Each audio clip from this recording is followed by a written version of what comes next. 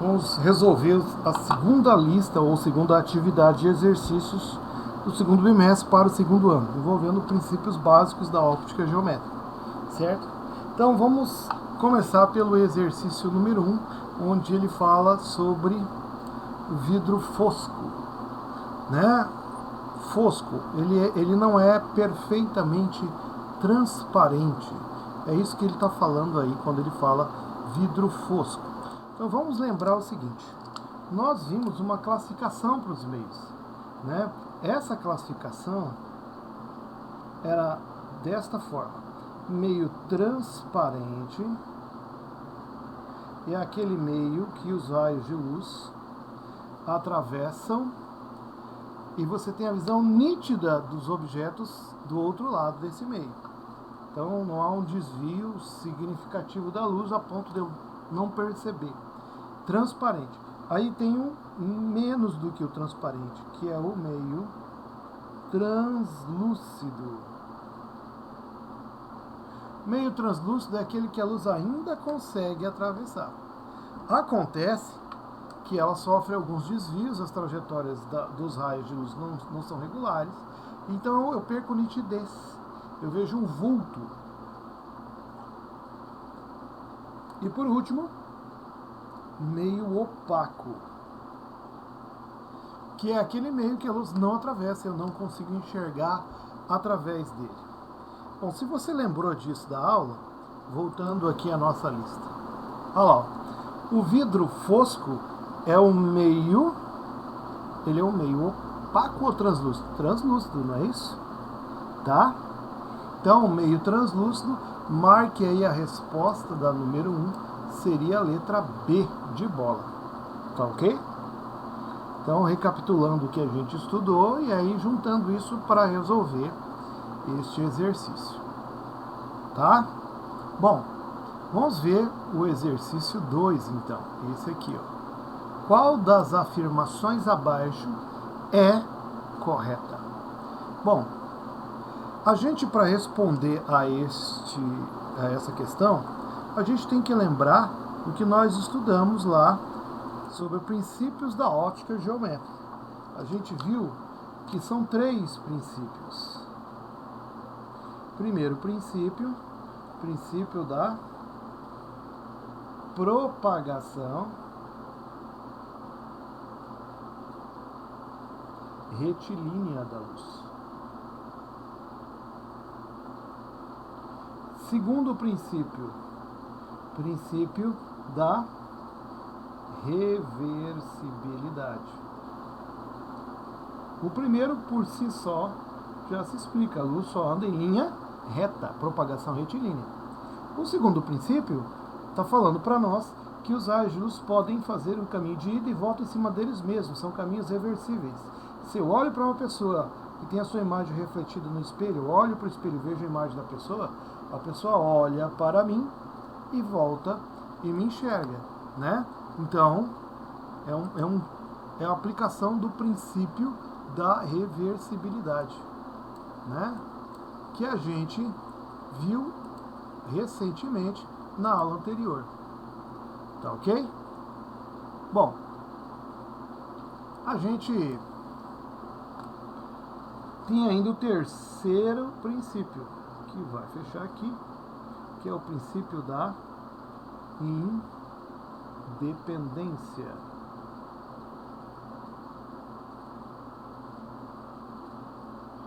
Dos raios de luz.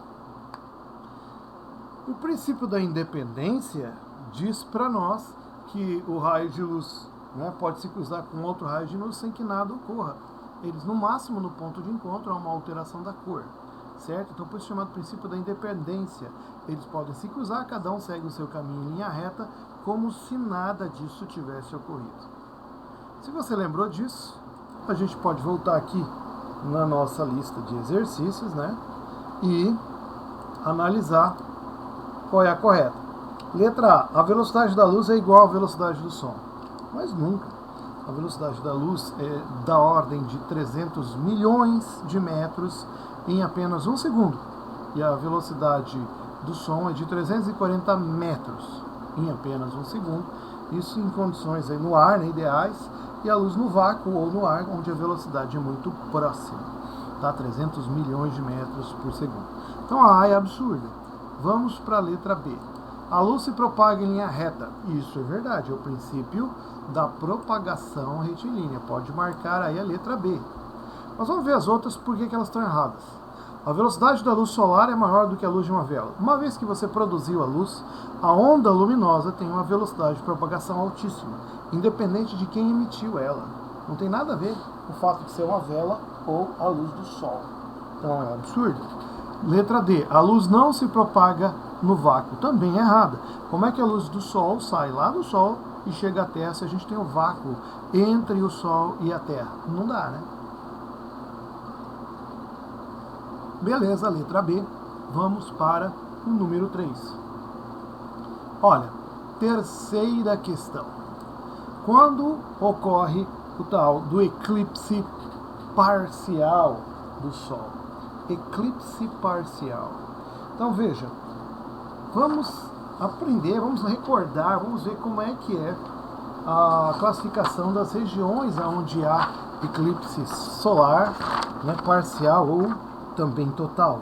Então, para a gente entender isso, eu vou esquematizar aqui para você. Ó, vamos pegar, deixa eu ajeitar aqui a nossa tela, e colocar uma imagem gigante do nosso Sol, muitas vezes maior do que a Terra e a Lua. E é um eclipse solar. Então, o que deve ocorrer? A Lua tem que ficar entre o Sol e a Terra. Está aqui a Lua. E vamos colocar aqui o planeta Terra. Ó, esse é o eixo de rotação. Aqui é dia, onde está sendo iluminado pelo Sol. Aqui é noite. Tá? Aqui é o eixo de rotação. Tá bem sucintamente, né? O esboço bem mal feito, diga-se de passagem. Bom, o que acontece?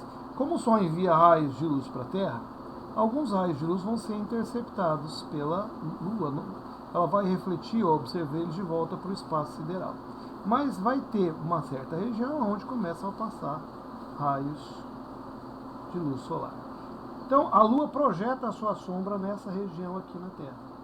Esta região aqui é chamada região de sombra. E nesta região não se vê o Sol, quando ela encaixa certinho aqui na posição. Então, tem o tal do eclipse total. Vira noite mesmo. Lua vai indo pela posição. Para quem está aqui parece que a Lua é maior do que o Sol, mas é que a Lua não deixa. Para quem está exatamente aqui, você não consegue ter um ângulo para ver o Sol. Nas outras regiões continua chegando um pouco de luz solar, por isso que é dia. Mas acontece que há uma região em volta que capta parte dos raios de Sol. Então os raios que iriam chegar aqui, ó, são interceptados. Então forma uma região aqui, ó, onde tem menos luz solar. E a Lua parece estar passando em frente ao Sol, como se fosse um pontinho preto em frente ao Sol. Essa região é chamada região de penumbra.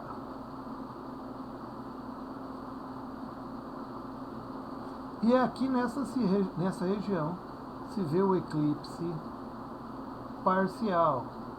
A Lua passa em frente ao Sol durante o dia, bem menor do que o Sol. À medida que você vai se aproximando da região de sombra, o tamanho da Lua, ilusoriamente, né, parece aumentar. E quando você chega aqui, aí ela fica como se estivesse tapando o Sol. Então, a maior parte, a região que abrange a maior área é a região de penumbra. Certo? Então é muito mais provável de você, quando ver um eclipse parcial, do que um total. Muitas vezes essas regiões aqui de sombra e penumbra caem sobre o mar, né? Então, por isso que às vezes a gente não vê o eclipse. E o eclipse é um fenômeno simples que ocorre, explicável, um fenômeno astronômico muito bonito, mais comum, e que se você entrar no site de astronomia, né, do Observatório Astronômico Nacional, lá ele vai te dizer quando vai ser o próximo eclipse, onde ele vai ser visível e que horas ele vai acontecer, que região ele vai abranger. É algo totalmente explicado. Então, olha, veja bem, então tem duas regiões, a de eclipse total, chamada região de sombra, de eclipse parcial, que é chamada região de penumbra. Quem está nessa região aqui, ó, do dia, ó, é sol claro, você nem vê nada disso, nada de eclipse. Uma vez que você entendeu isso, a gente pode voltar lá para a questão e dar uma olhada. Ficou fácil de entender, né? Quando ocorre um eclipse parcial do Sol, parcial, você está em que região? Região de penumbra. Como acabamos de aprender agora aqui. Portanto, é só marcar a letra B, tá? Penumbra.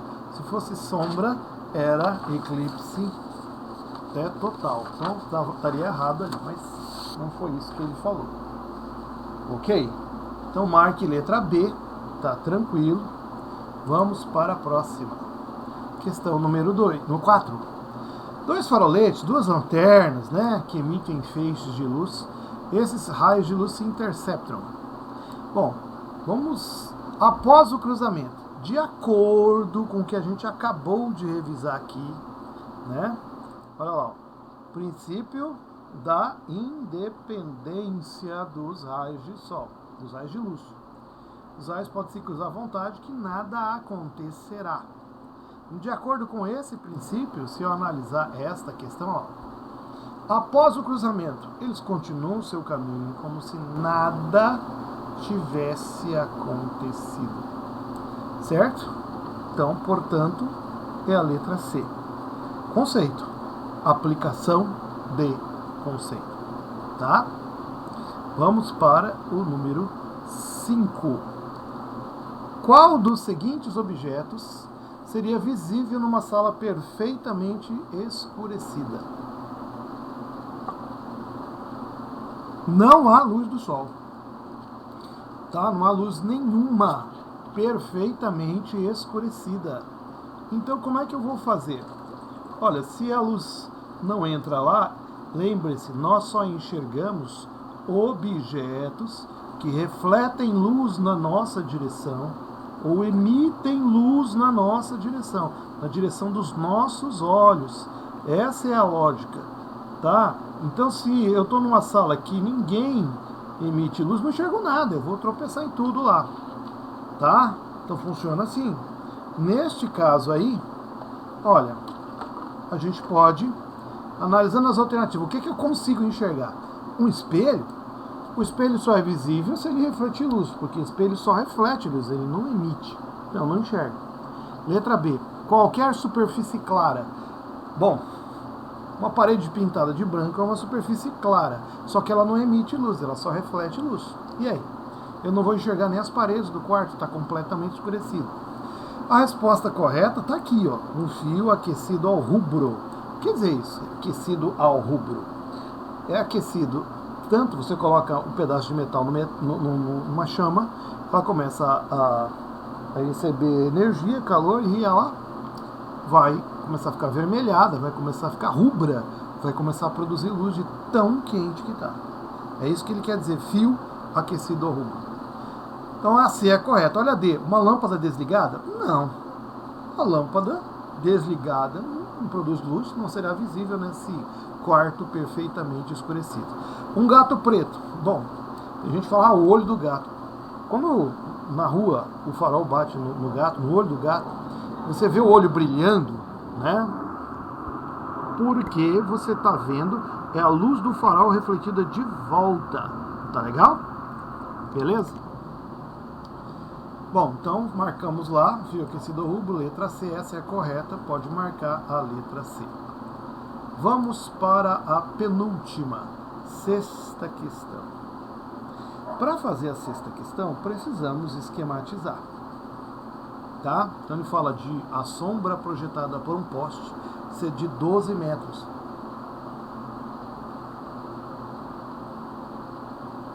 Vamos esquematizar isso, que ele diz, nesse mesmo instante, a sombra, ele coloca um bastão que tem 1 metro de altura e projeta uma sombra de 0,6. Qual é a altura do poste? Essa é a pergunta. Então, vamos fazer o 6º exercício lá na folha de resolução que a gente usa, né? Então, vamos voltar para lá. Olha aqui, ó. Você tem um poste muito alto. E este poste intercepta a luz, projetando no solo uma sombra. Segundo o exercício, a sombra do poste, Szão, mede 12 metros. E você não sabe qual é a altura do poste. Certo? Aqui um ângulo. Mas ele diz também que no mesmo instante, no mesmo local, tem um bastão. Esse bastão aqui, ó, tem a altura Hzinho igual a 1 metro. E projeta no solo, que os raios do sol chegam paralelos, uma sombra Szinho de 0,6 metros. Olha, são dois triângulos proporcionais, lembra? Proporcionais. Portanto, eu posso fazer assim, ó. Szão está para Szinho, assim como o Hzão está para Hzinho. É só fazer isso. Então, ó, o Szão é 12, está para o Szinho 0,6, assim como o Hzão que eu quero achar, Hzão, fica a letra mesmo, que é multiplica cruzado. Então você vai ter 0,6 vezes H igual a 12 vezes 1, certo? Passo 0,6 dividindo o 12. E isso vai dar 20 metros. Portanto, você pode voltar lá na folha e marcar a letra D de doido. Vamos voltar lá? Ó. Marque aqui, letra D de doido. Certo? Beleza. Vamos para o último, que é do mesmo estilo. Ó. 7ª questão. Ele fala que um edifício projeta uma sombra de 72 metros de comprimento. Tá? Então, em vez de um poste, é um edifício. Tá? E aí ele diz também que uma vara vertical de 2,5 metros de altura projeta uma sombra de 3 metros. Vamos esquematizar isso? Vamos, ó. O edifício H, eu não sei a altura dele, sombra de 72. Aí você tem uma vara aqui, que tem uma altura Hzinho igual a 2,5. Ela projeta no solo uma sombra Szinho de 3 metros. É a mesma coisa do outro exercício. Tá? Regra de 3. Hzão está para Hzinho, Szão está para Szinho. É só substituir, ó. Hzão está para o Szinho, Hzinho, que é 2,5, né? E a sombra do maior, que é 72, está para a sombra do menor, que é 3. Multiplica cruzado. Fica 3 vezes H igual a 2,5 vezes 72, né? Então isso aqui vai dar 180, essa conta aqui. Tá vendo? 3 passa dividindo. Dividindo quem? O 2,5 vezes 72, que dá... E isso dá 60 metros. E aí a gente resolveu a questão. Beleza?